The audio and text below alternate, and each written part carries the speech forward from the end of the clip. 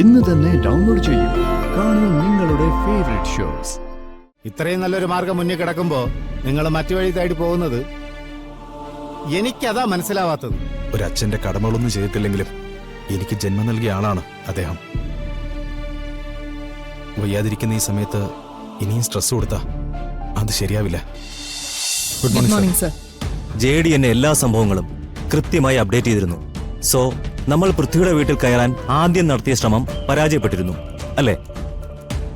അതെ സർ.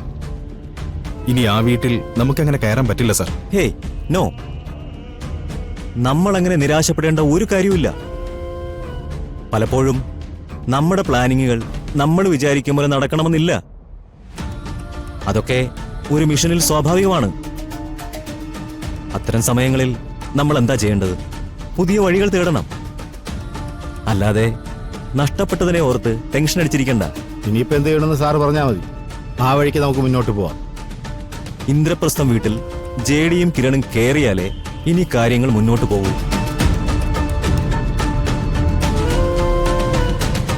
അതിന് വഴിയുണ്ട്. നിങ്ങൾ രണ്ടുപേരും വിവാഹം കഴിക്കാൻ പോകുന്നവരാണെന്നല്ലേ പൂർണിമ ധരിച്ചിരിക്കുന്നത്? അതെ. ആ വഴി തന്നെ നിങ്ങൾ സ്വീകരിക്കണം.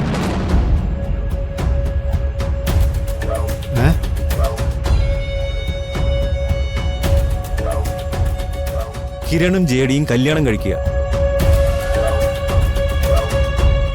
എടോ, നിങ്ങൾ യഥാർത്ഥത്തിൽ വിവാഹം കഴിക്കാനല്ല ഞാൻ പറഞ്ഞത്.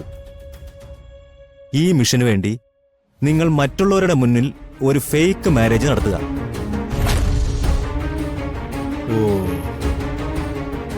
ഇന്ദ്രപ്രസ്ഥം വീട് കിരണിന്റെ അച്ഛന്റെ വീടായതുകൊണ്ട് വിവാഹശേഷം നിങ്ങൾ അവിടെയാണ് താമസിക്കുന്നതെന്ന് പറഞ്ഞ് അവിടെ കയറി അങ്ങ് താമസിക്കുക.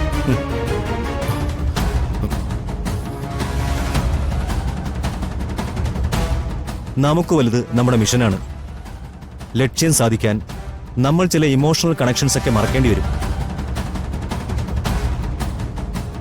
രാജ്യത്തിന്റെ രക്ഷയെക്കുറിച്ചും സുരക്ഷയെക്കുറിച്ചും നല്ല ബോധവാന്മാരായിരുന്നാൽ ഈ മിഷൻ ഏറ്റെടുത്ത് വിജയിപ്പിക്കുമെന്ന് തന്നെയാണ് ഞാൻ കരുതുന്നത്. സർ, ഇപ്പോഴത്തെ അവസ്ഥ സാറിന് അറിയാലോ. അതിന്റെ ഒപ്പം ഇനിയും ഞങ്ങളൊരു ശ്രമം കൂടി നടത്തുക എന്ന് പറഞ്ഞാ ഇതൊന്നും അവർ സമ്മതിക്കുമെന്ന് എനിക്ക് തോന്നുന്നില്ല. ഇത് നമ്മുടെ ആവശ്യമാണ്. അവർ സമ്മതിക്കുന്ന രീതിയിലേക്ക് കാര്യങ്ങൾ മാനിപ്പുലേറ്റ് ചെയ്യേണ്ടത് നിങ്ങളാണ്. എത്രയും വേഗം ശരിയായ വഴികൾ കണ്ടുപിടിച്ച് കൃത്യമായ സമയത്ത് നിങ്ങൾ അവിടെ കയറിപ്പറ്റണം. ഒപ്പം പൃഥ്വിയുടെ ഫോൺ ഹാക്ക് ചെയ്ത് അയാളുടെ ലൊക്കേഷൻ ട്രേസ് ചെയ്തുകൊണ്ടേയിരിക്കുക. അയാൾ എവിടെ പോയാലും ആരെ കോണ്ടാക്ട് ചെയ്താലും അത് നമ്മളിൽ ആരെങ്കിലും ഒരാൾ കൃത്യമായിട്ട് അറിഞ്ഞിരിക്കണം. എന്തായാലും ഈ മിഷൻ എങ്ങനെ വിജയിപ്പിക്കണമെന്ന് നിങ്ങൾ എല്ലാവരും കൂടി ഒന്ന് ആലോചിച്ച് പ്ലാൻ ചെയ്ത് നോക്ക്. എന്നിട്ടൊരു തീരുമാനത്തിലെത്തും. Okay sir. Okay JD, all the best.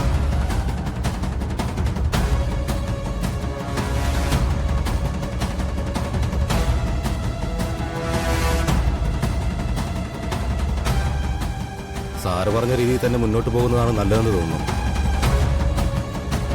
അതെ, നമ്മളെല്ലാവരും ഒന്നിച്ച് ശ്രമിച്ച പൃഥ്വിയെ ഈസി ആയിട്ട് നമുക്ക് പൊക്കാൻ പറ്റും. അതുവഴി എക്സിനെയും കണ്ടെത്താൻ പറ്റും. അഖില് ഫോൺ ഹാക്ക് ചെയ്ത് ലൊക്കേഷൻ സെൻഡ് ചെയ്താൽ മതി. പൃഥ്വിയെ ഫോളോ ചെയ്യുന്ന കാര്യം ഞാൻ നോക്കിക്കോളാം. അതൊക്കെ ഈസിയാണ്. നമ്മൾ നോർമലി ചെയ്യുന്ന കാര്യങ്ങളല്ലേ. കിരണും JDയും വീട്ടിൽ കയറുന്ന കാര്യത്തിൽ തീരുമാനമായാൽ ബാക്കിയെല്ലാം ഓക്കെയാണ്.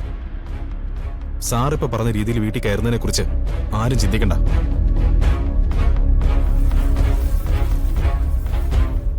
ഈ സാഹചര്യത്തില് അതൊരിക്കലും നടക്കാൻ പോകുന്നില്ല.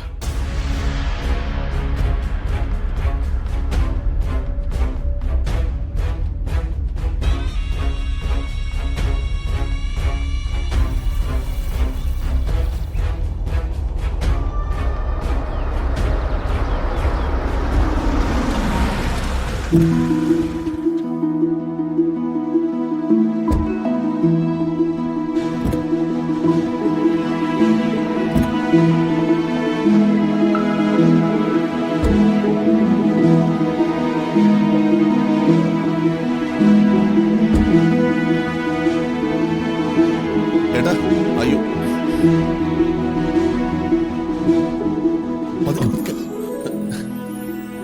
എങ്ങനെയുണ്ട് ഏട്ടാ?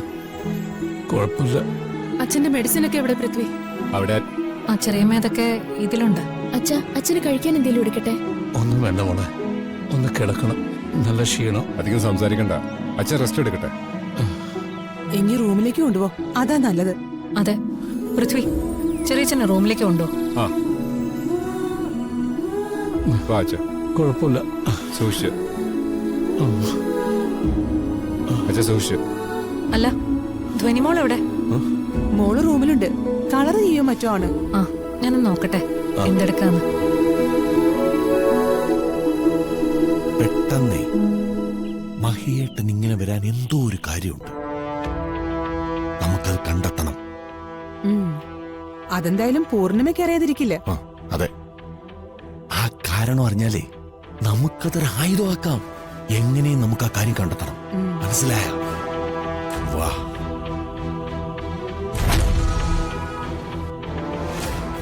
ഈ കാര്യത്തിൽ തീരുമാനം എടുക്കേണ്ടത് നിങ്ങളാണ്. ജോർജ് സാറ് പറഞ്ഞ അഭിപ്രായം തന്നെയാണ് എന്റെയും. ഇപ്പോഴത്തെ അവസ്ഥയിൽ നമുക്ക് ഏറ്റവും യോജിച്ച തീരുമാനമാണ് സാറ് പറഞ്ഞത്. ഏയ് അതൊന്നും ശരിയാവില്ല കുട്ടേട്ടാ. എന്തുകൊണ്ട് ശരിയാവില്ല? അതിന്റെ കാര്യം പറ. കല്യാണം കഴിച്ചതായി മറ്റുള്ളവരുടെ മുന്നിൽ വരുത്തി തീർക്കാന്ന് പറഞ്ഞാ അതെങ്ങനെ ശരിയാവും? പിന്നെ ദുർഗയ്ക്കൊരു ലൈഫ് ഉണ്ടാവോ? അങ്ങനെ ഒരു ലൈഫിനെ കുറിച്ച് എനിക്ക് പേടിയൊന്നുമില്ല. കല്യാണം കഴിക്കുന്നതോ കുടുംബമായി ജീവിക്കുന്നതോ ഒന്നും എന്റെ വിഷയമല്ല.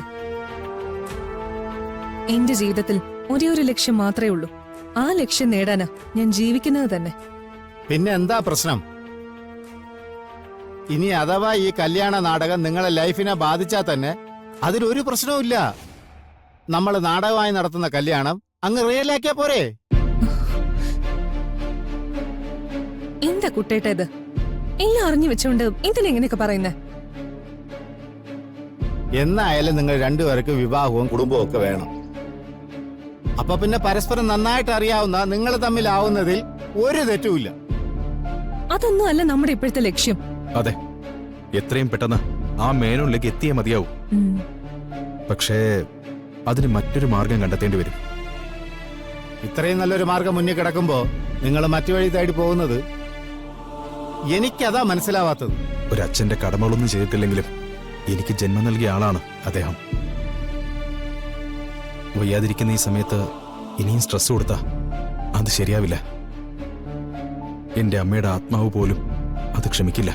അത് മാത്രല്ല, നമ്മൾ ഈ രീതിയിൽ ഒരു നാടകം കളിച്ചാ അത് പൂർണിമ ചേച്ചിയും വേദനിപ്പിക്കും. അത് വേണ്ട. എല്ലാ കാര്യത്തിലും നമുക്ക് സപ്പോർട്ടായി നിന്ന ആളാ ചേച്ചി. ആ ചേച്ചിക്ക് ബുദ്ധിമുട്ടുണ്ടാക്കി അവിടെ ചെല്ലുന്നതും ശരിയല്ല. ഇതല്ലാതെ മറ്റേതെങ്കിലും മാർഗം നമുക്ക് കണ്ടുപിടിക്കണം.